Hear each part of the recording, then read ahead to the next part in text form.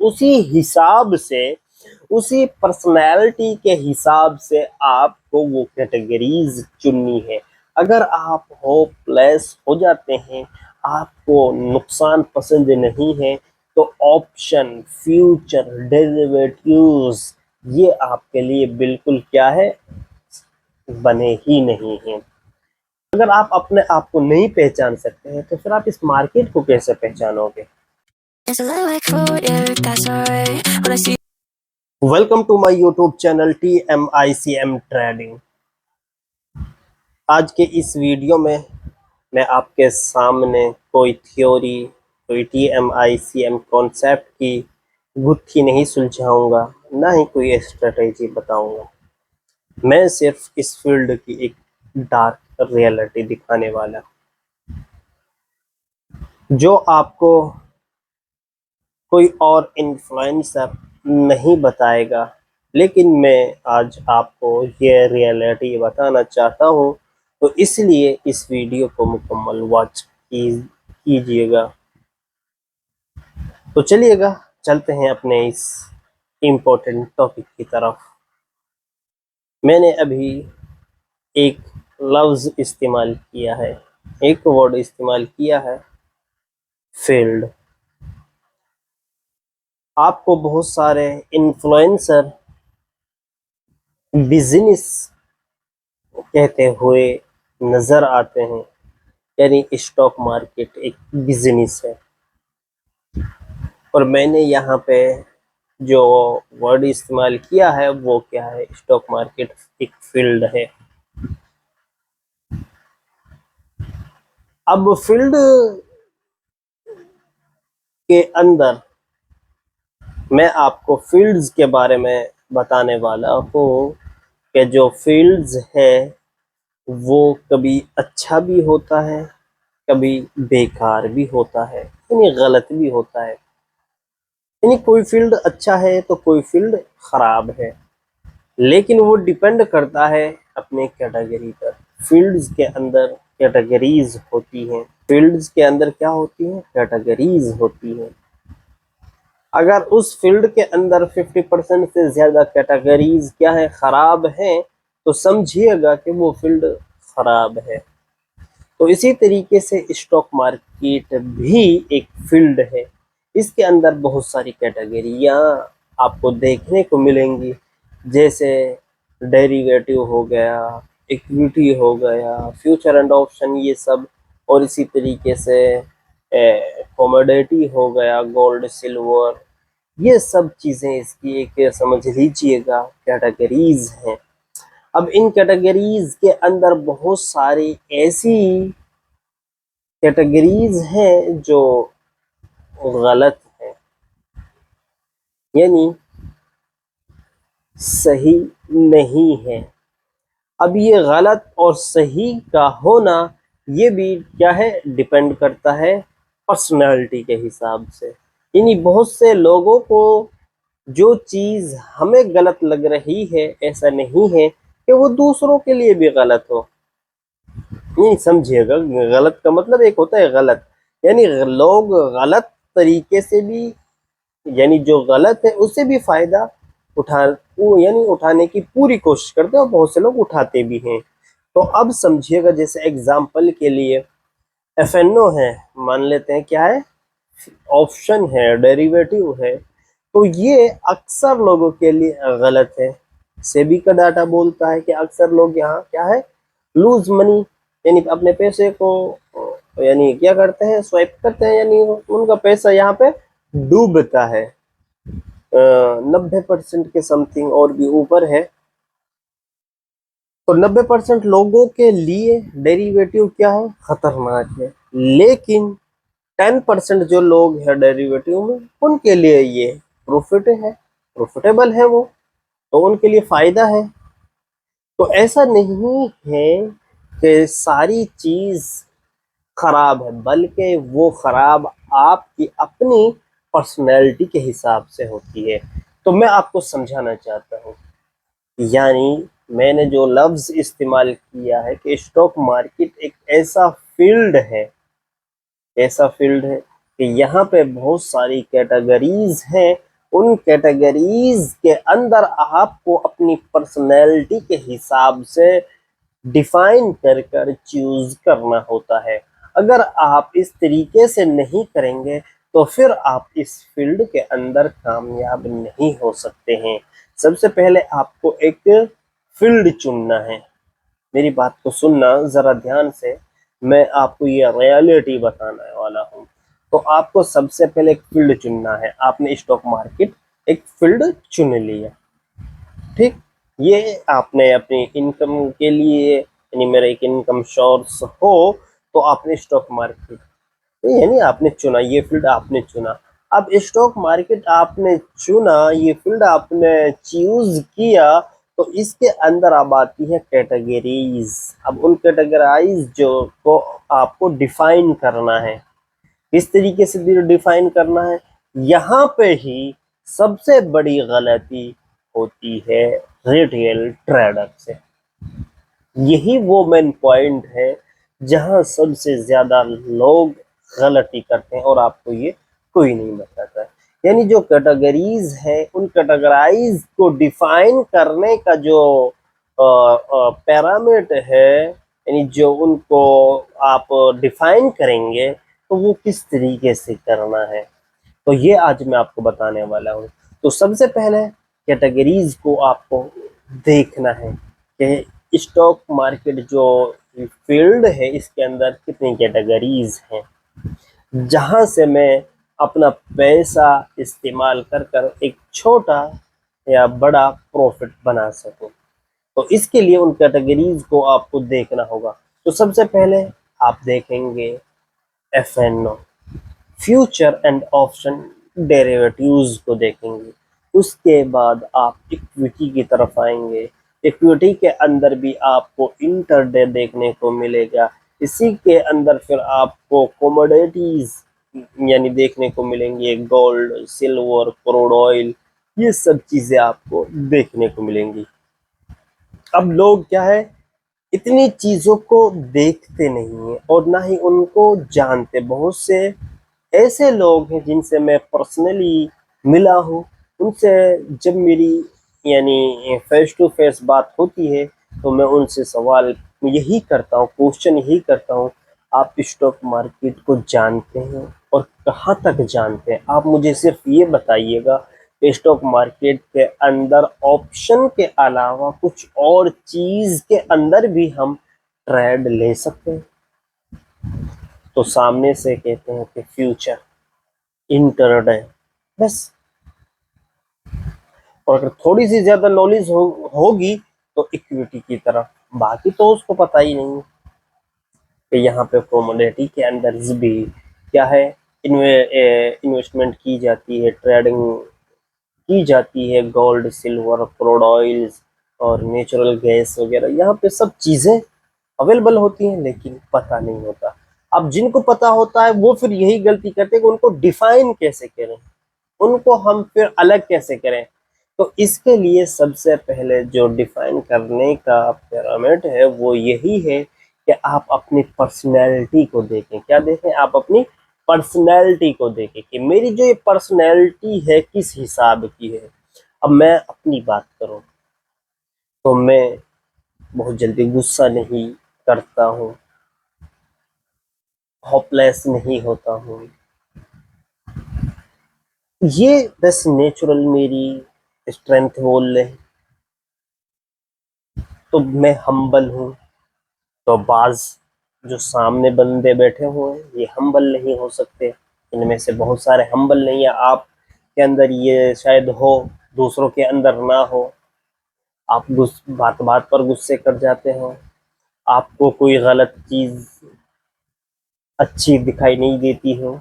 तो ये आपकी अपनी पर्सनैलिटी, जो आपकी पर्सनैलिटी जो नेचर की तरफ से है, उसको पहले डिफाइन करो। आप उसको पहले पहचानो कि जो मेरी पर्सनैलिटी है ये किस हिसाब की है।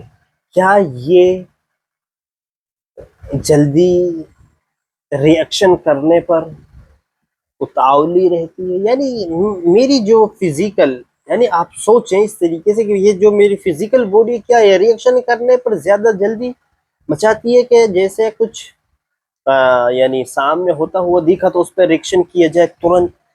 तो अगर इस तरह की साइकोलॉजी है, आपकी इस तरह की यानी पर्सनैलिटी है, फोमो आपके अंदर आता है, होप आपके अंदर ज्यादा कूट कूट कर भरा हुआ है, यानी डर आपके अंदर है, या फिर आप होपलेस हो जाते हैं, तो इस चीजों को पहले डिफाइन करो, फिर उसी हिसाब से, उसी पर्सनैलिटी के हिसाब से आपको वो कैटेगरीज चुननी है।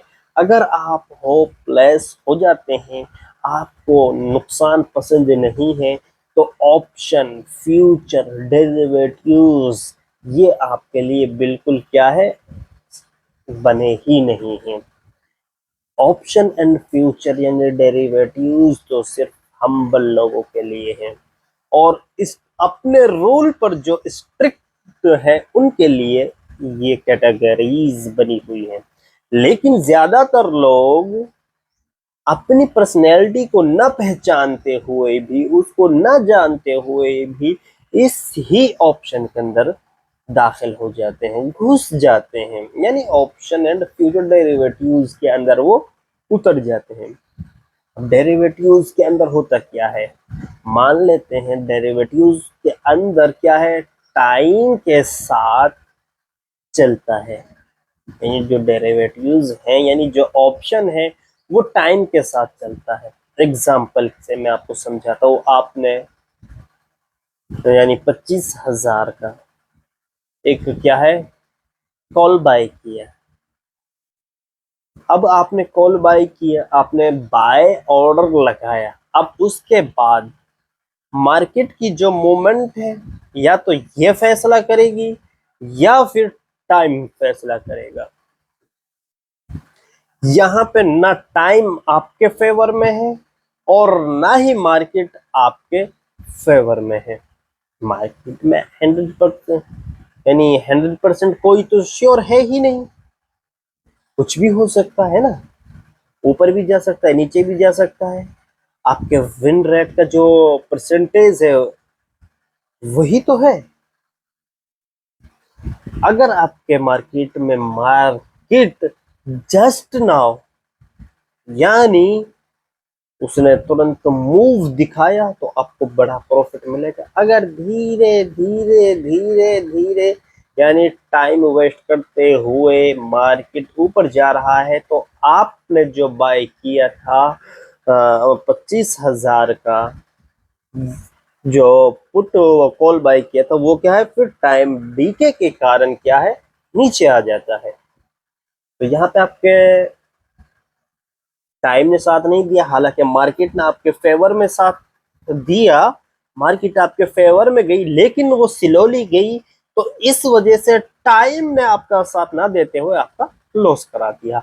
तो इसलिए इन चीजों का भी जानना बहुत जरूरी है कि आपकी पर्सनैलिटी किस हिसाब से है, आपकी पर्सनैलिटी किस, आपको क्या क्विक मनी चाहिए, आपको स्कैल्पिंग पसंद है, आपको जल्दी रिएक्शन करना बेहतर लगता है, तो आप स्कैल्पिंग कर सकते हैं।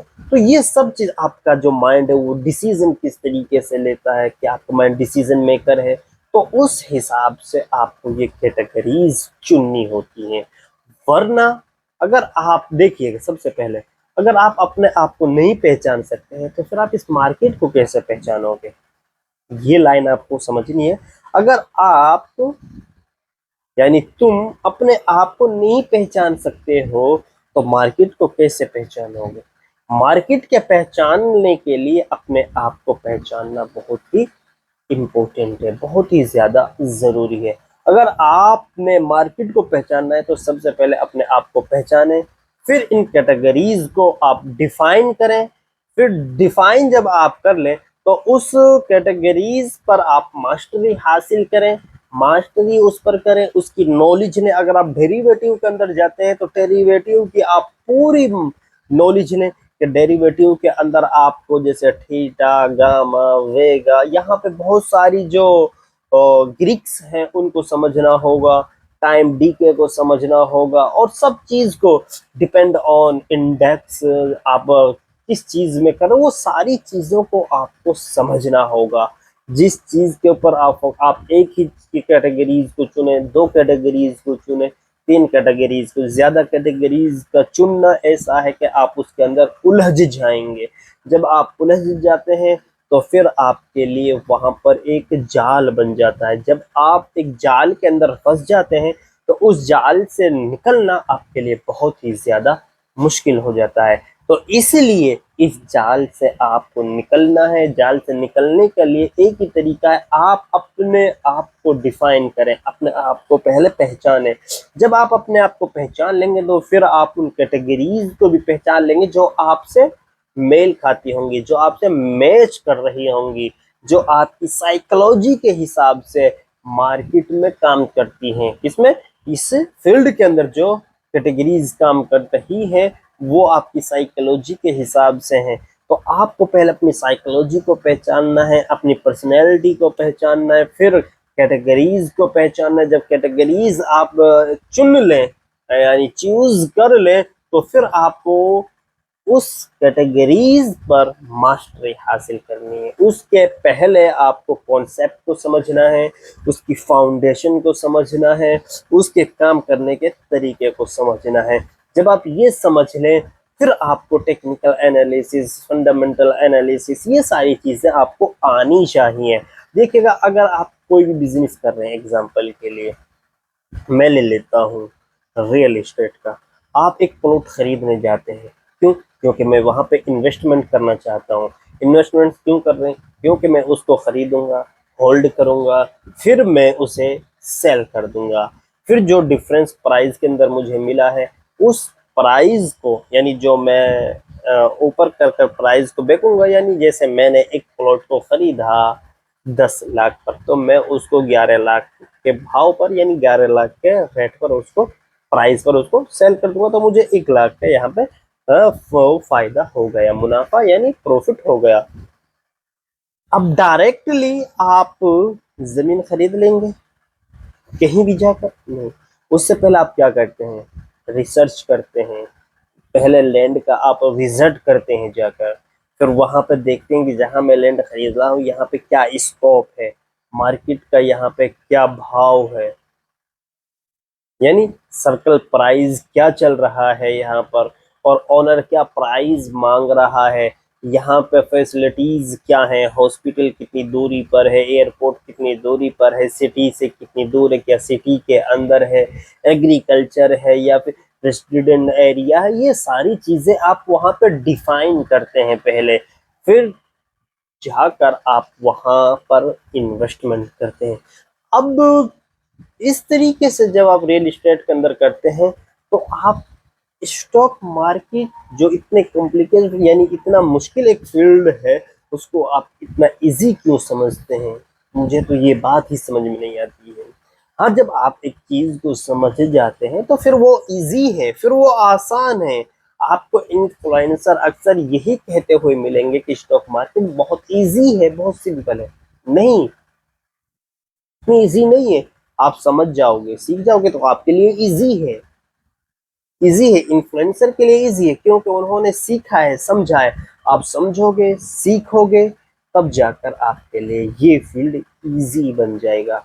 तो बस मैं यही कहता हूँ कि अगर आपको इस फील्ड के अंदर आना है तो सबसे पहले अपनी पर्सनैलिटी को पहचानना होगा, अपनी साइकोलॉजी को पहचानना होगा, फिर उसके बाद आपको अपनी कैटेगरीज को डिफाइन करना होगा। और जब आप अपनी कैटेगरीज को डिफाइन कर ले तो उन कैटेगरीज पर फिर आपको मास्टरी करनी है।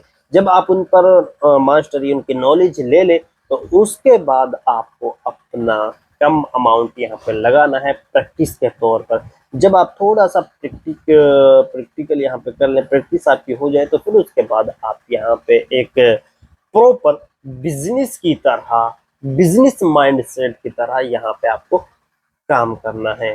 तो आज की वीडियो से अगर आपको कुछ सीखने को मिला है, अगर आपको कुछ अच्छा लगा है, अगर आपको हमारे इन वीडियो से कुछ सीखने को मिलता है तो चैनल को सब्सक्राइब जरूर कीजिएगा और साथ में बेल आइकन के बटन को भी प्रेस कर दीजिएगा, क्योंकि हमारे नए नए टॉपिक्स पर वीडियोस आते रहेंगे तो वो तुरंत आपको मिल जाएंगे।